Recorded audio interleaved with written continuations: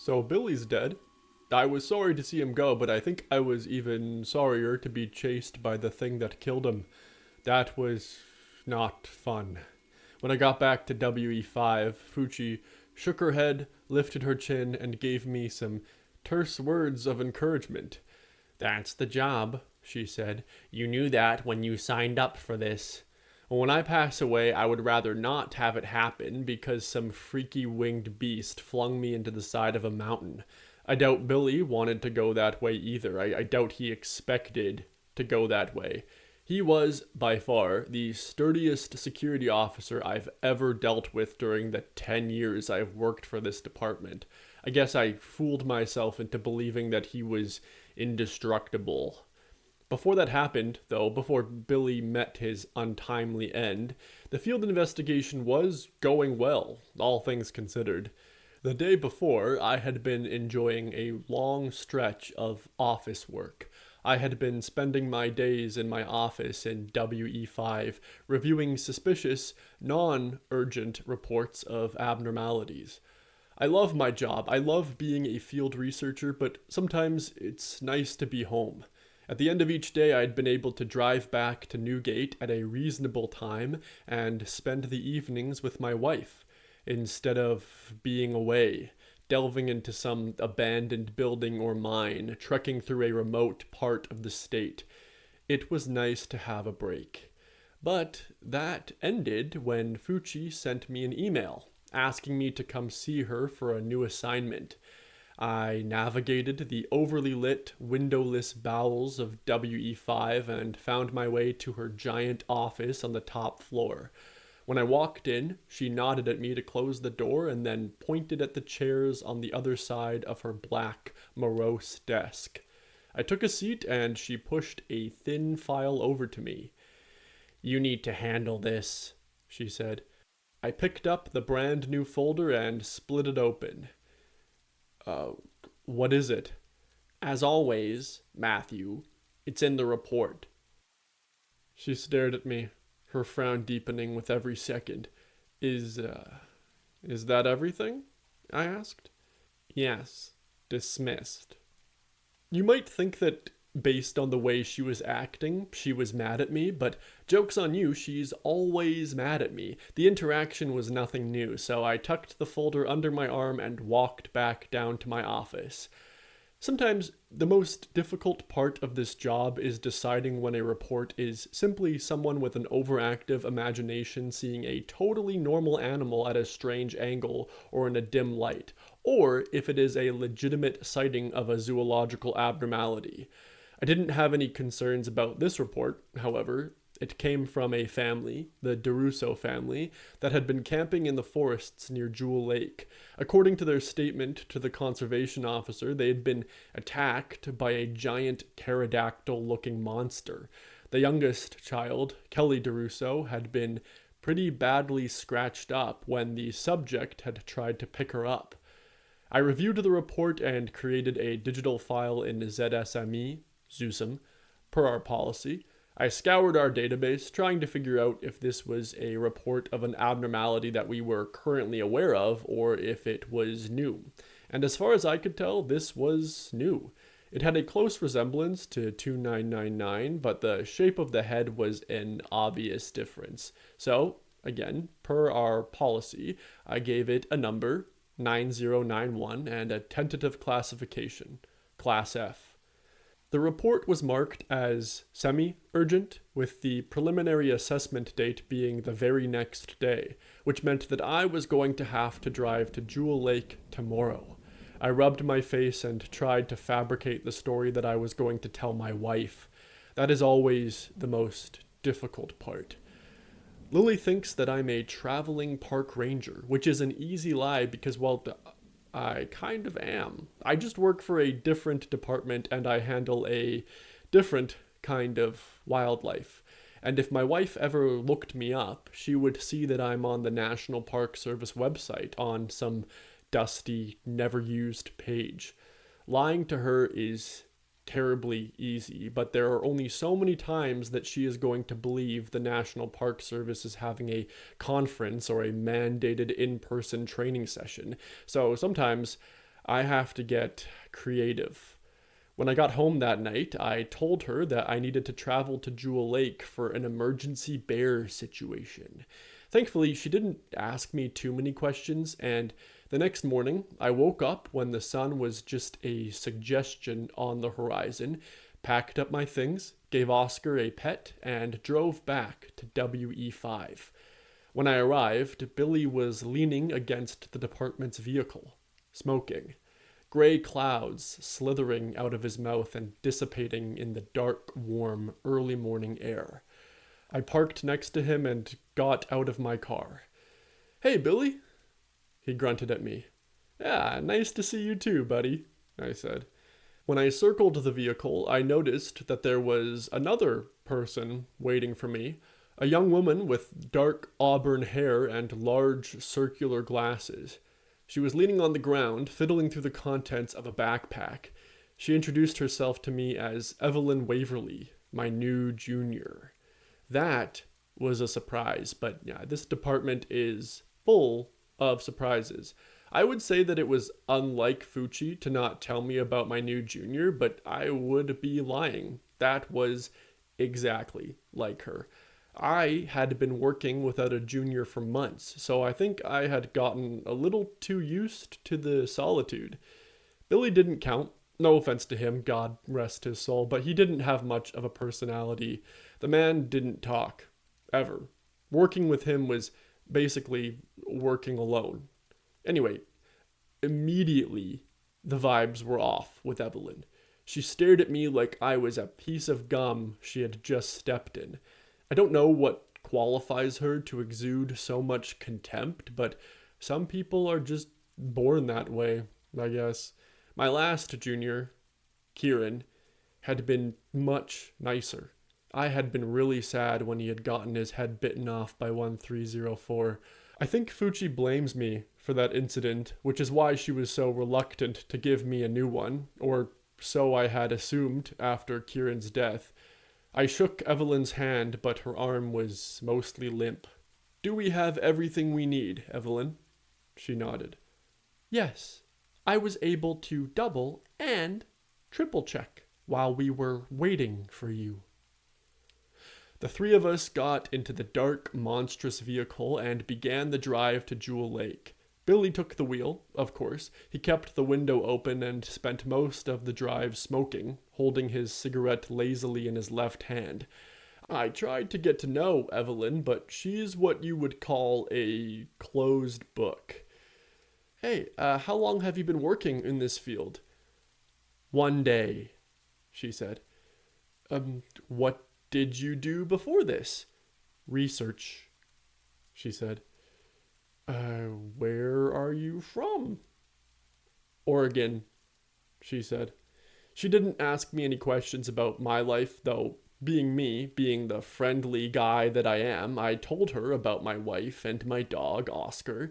She didn't seem to care all that much, and I thought, hey, she could bond with Billy over that. They seemed to have that trait in common. After a few minutes of awkward conversation, I gave up trying to get to know her, and we spent the rest of the drive in silence. By the time we arrived, it was midday.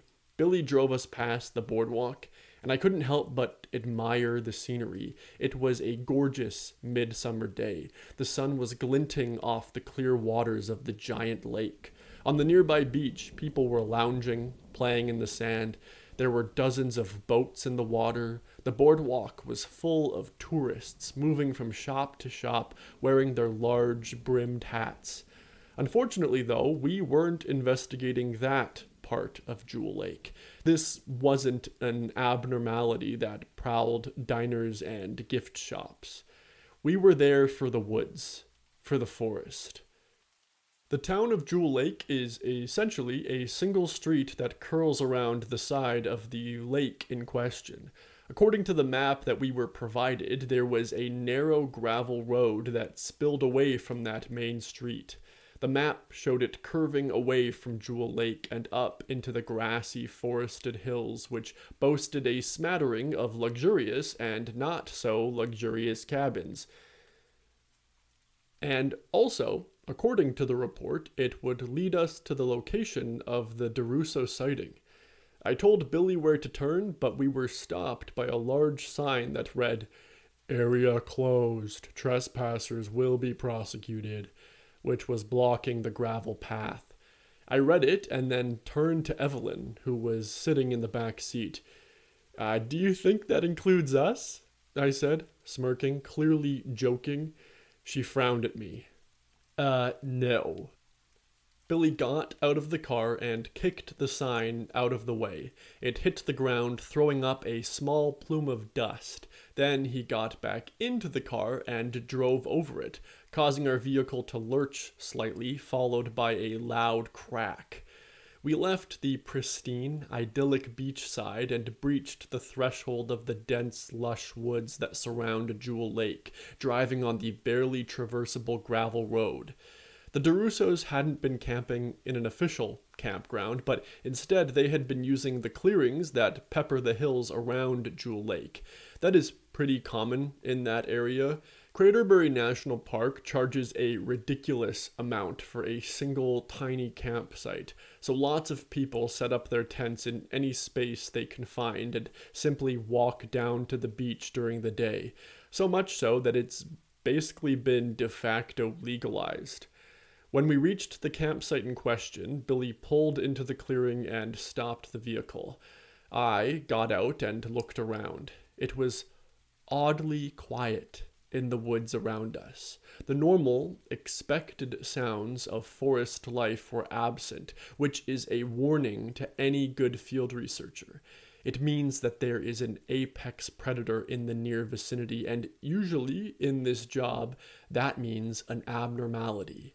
So, we prepared for our preliminary assessment because, like I mentioned, that was all it was going to be, a preliminary assessment.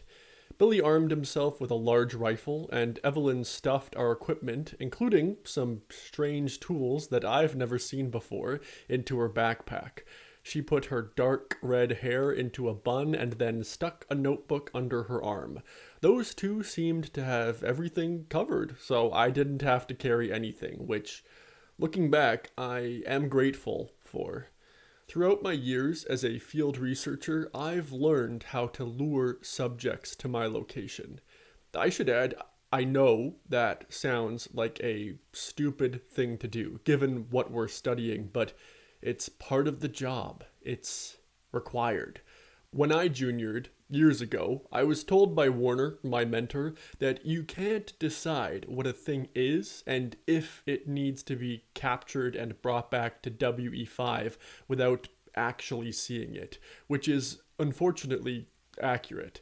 Some reports turn out to be normal animals, and some reports turn out to be harmless, docile abnormalities that can be easily and safely studied in the field. That's rare, but it's a lovely surprise when it happens. So finding the subject or luring the subject to our location is always objective number one, which again sounds stupid, especially in the presence of a single security officer, but it's department policy. It's in the handbook. Honestly, I think it's because we're seen as expendable.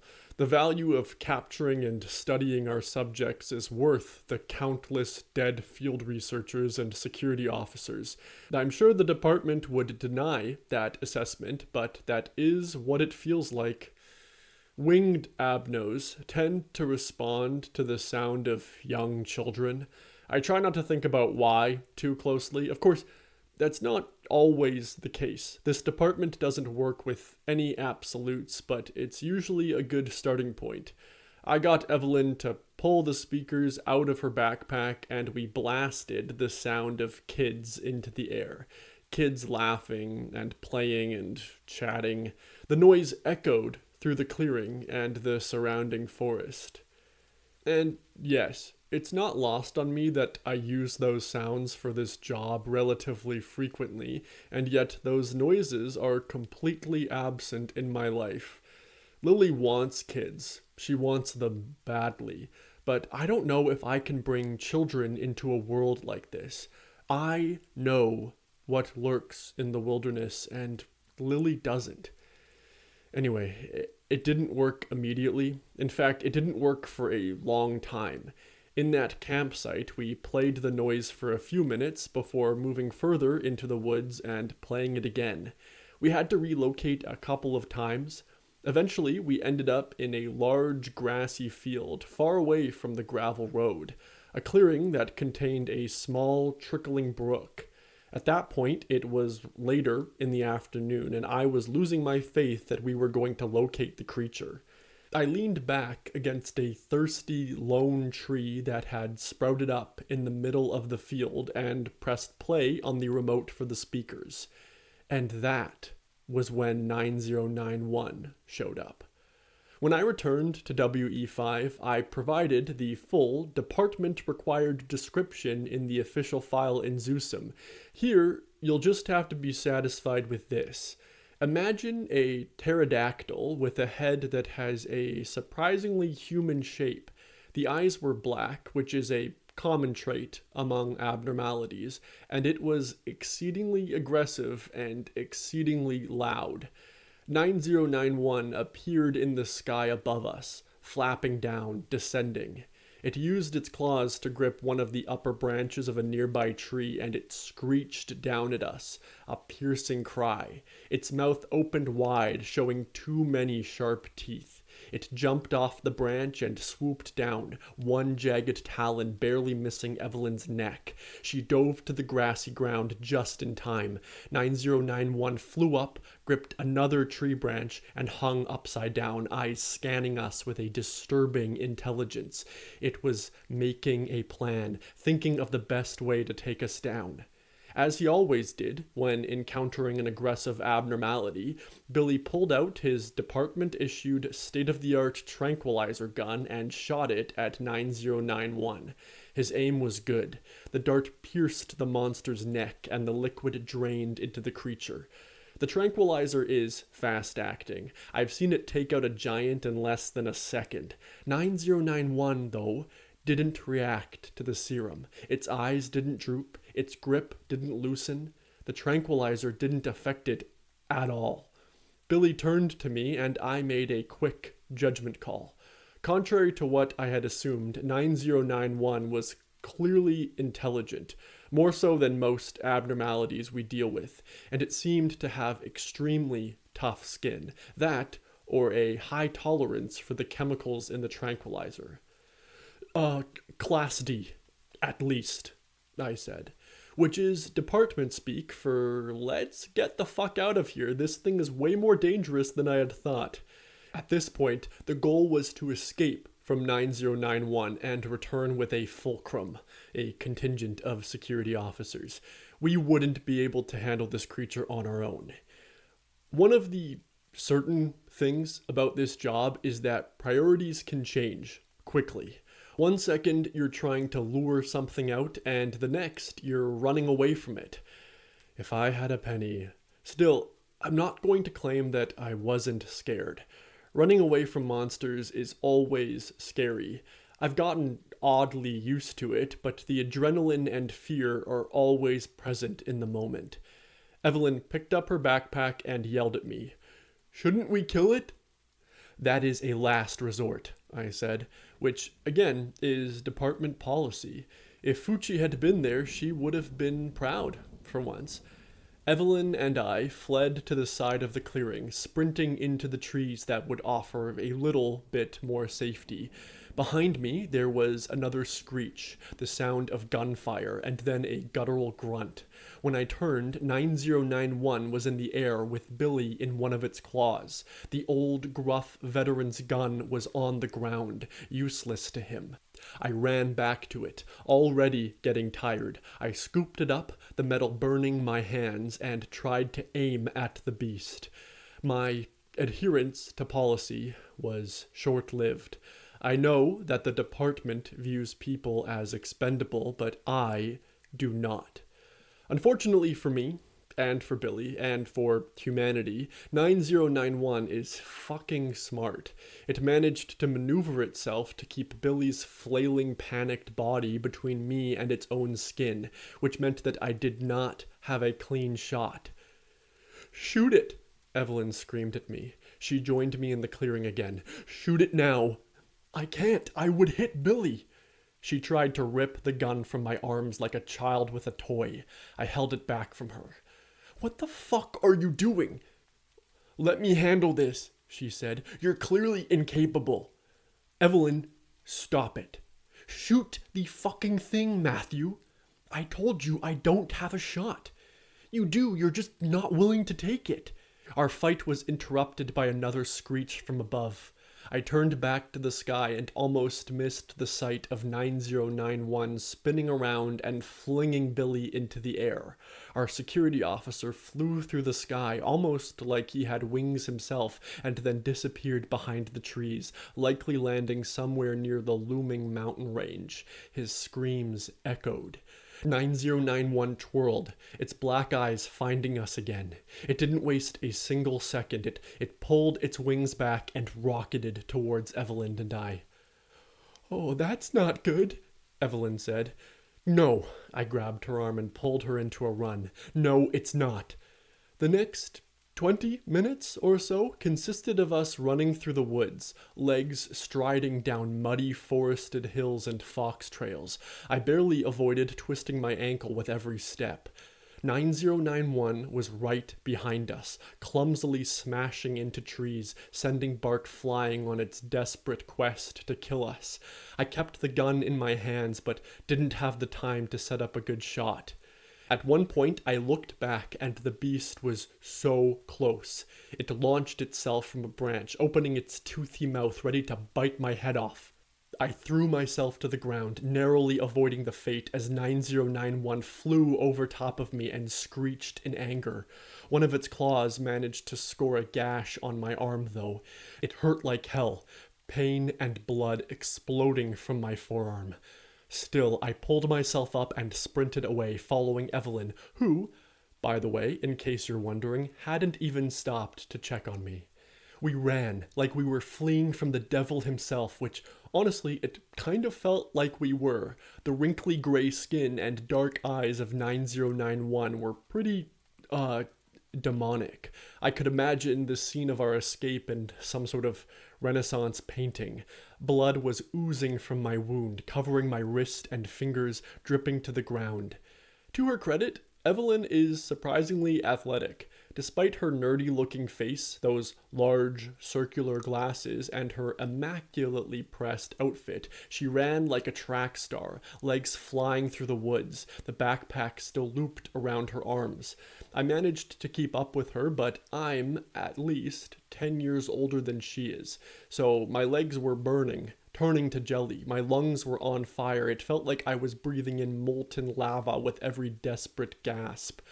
Running from monsters isn't in the job description when you apply to the Department of Zoological Abnormalities, but it should be.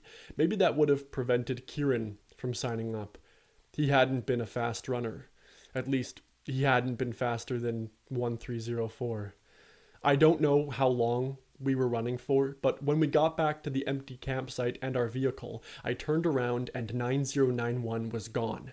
I stopped, lifted the gun, and trained it on the sun-drenched trees that surrounded us, but 9091 had disappeared.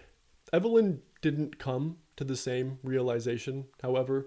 When I looked over my shoulder to try and tell her, she was already using the spare set of keys to unlock the vehicle. She jumped into the driver's seat and slammed the door shut. If I hadn't ran over and got in, I think she would have left without me.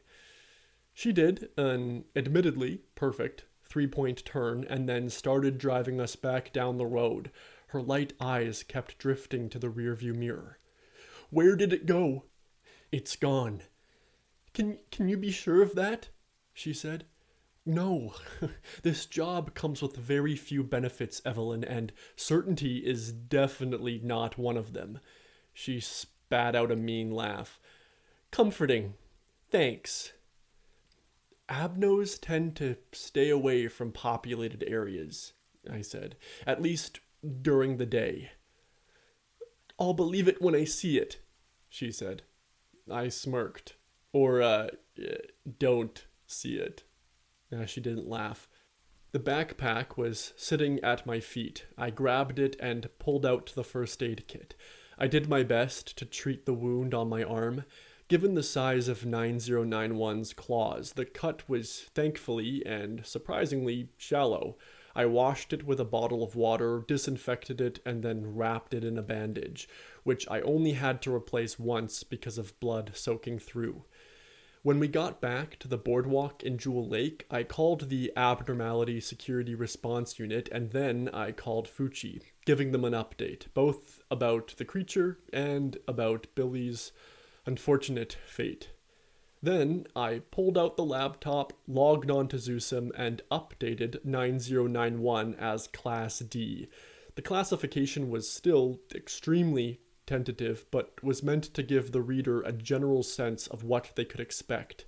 After a little bit of a wait, which Evelyn and I spent in silence, watching the ignorant, sun-speckled beachgoers, cottagers, and shoppers walk by, Fuchi called us back and gave us permission to retreat. Evelyn drove us back to WE5. I spent the journey on the laptop, writing out a report about our encounter, noting the intelligence and aggressiveness of 9091. By the time we had returned to the windowless brick building in the middle of the woods, it was nighttime. I told Evelyn to go home, and then checked in with Fuchi. That was when I had my brief, tense conversation with her. She leaned back in her chair and glared at me as I explained what had happened. I tried to sprinkle in some complaints about Evelyn's behavior, her attitude, the fight over the gun, but Fuchi seemed unbothered. After I finished, she shook her head, offered me some meaningless, placating words, and dismissed me. At the very least, she promised to send a fulcrum to Jewel Lake the next day to capture 9091. When I finally got home, it was very late, and Lily had already made supper and was eating it by herself in our lonely kitchenette.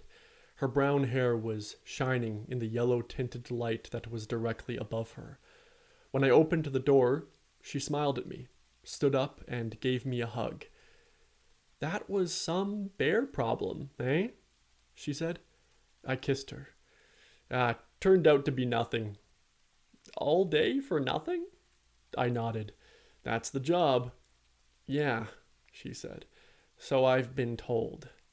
She noticed my arm and ran her hand over the bandage. I had forgotten that it was there, honestly. I should have said that there was a bear problem. I scrambled for an explanation and settled on, I fell. She raised an eyebrow at me. "Man, that's some fall," she said. Oscar ran up to me, his tail wagging madly.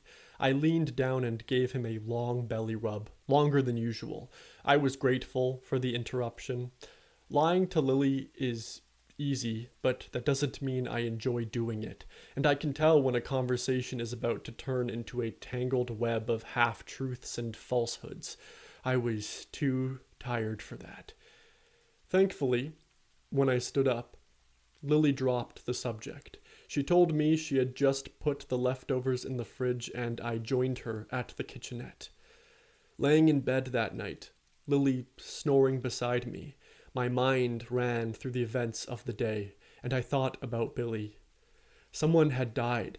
Not only someone, my colleague, my security officer, a man I had worked with for years and had known even longer, and yet I didn't feel much. No pain, no sadness, no regret. I felt bad for him, don't get me wrong, but that was it. I think this job might be turning me into a psychopath, and I'm only partially joking about that. And besides, vacant spots don't stay vacant for long in this department. In fact, the very next day, Fuchi introduced Evelyn and I to our new security officer. The moment I walked through the doors of WE5 that warm July morning, I was directed by a guard to attend her office, so I made the journey to the top floor. When I walked in, Evelyn was already there, but she didn't look at me as I entered. Standing beside Fuchi's desk, there was a young man with a terrible mustache. His hands were behind his back, his legs were spread, and he was staring at the wall. Fuchi leaned back in her cushioned office chair, and she gestured at the stranger. "This is Stephen Olson," she said, "your new security officer." I couldn't shake the feeling that Stephen would have bullied me in high school. He looked like a recently retired frat bro. All that was missing was a backwards-facing baseball cap and a wife-beater. Nice to meet you, man," I said, trying to sound casual. He kept his eyes fixed on the wall and nodded, as if saying, "Yes, it is nice to meet me." So yeah, as I mentioned, Billy is dead, and now I'm stuck with these two assholes, Evelyn and Stephen.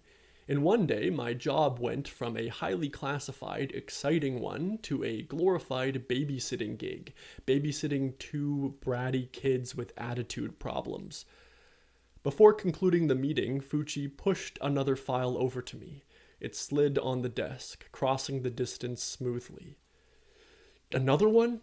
I said. "Can't we have a few days at WE5? Don't you want us to study 9091 when it's captured?" Fuchi pursed her lips and shook her head. 9091 has been assigned to Dr. Otis. We have bigger problems now. A variation of 613 has been reported near Dowley. 613? I said. "And you're sending me?" "Read the file, Matthew. Conduct a risk assessment and opine on further measures." "Avery," I started, but she interrupted me. "That is Dr. Fuchi to you." I breathed out. "Dr. Fuchi, I won't be able to get close enough to conduct a risk assessment." "Well, you better try. That's what you signed up for. I finished for her. "That's the job," I sighed. "Yeah, I know." I picked up the file. "When do we have to leave?" "Today," she said. I looked at Stephen and then at Evelyn. "Great," I said. "Can't wait."